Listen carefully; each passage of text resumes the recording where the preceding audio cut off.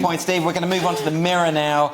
And it turns out quite a lot of money was spent on Queen Elizabeth's funeral, Steve, but that shouldn't surprise anyone, should it? Indeed. They've worked out the full cost of Queen Elizabeth's state funeral and the mourning period. They've totalled it at £161 million was spent during that period. I mean, it's small in comparison to £250 million, one estimate for a coronation, although they didn't have Lionel Richie singing at the funeral. Probably best that would be.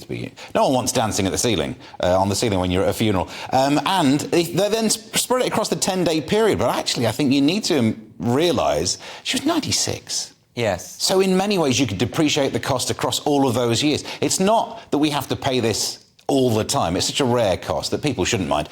It includes security. That's the only thing I do complain about. Security didn't stop Phil and Holly getting to the front of the queue, so maybe we should have spent more on them. Yeah.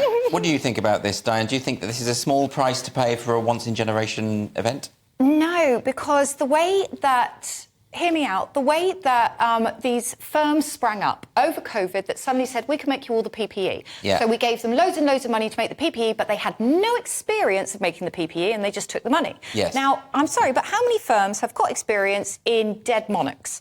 Not many. No, not many. That is true. Yeah, so... But they do have experience in funerals, yes. in royal parades, yes, in carriage refurbishment, whatever it is. I understand. We need flags, flowers, black hats, sausage rolls. I get it. Yeah. But I'm just saying that I think that some of this cost is going to be leakage because they're going to overestimate, and I'm worried that a little bit too much money was spent and people have just, pocketed the rest that they didn't spend. Do you think that too much was spent on the coronation?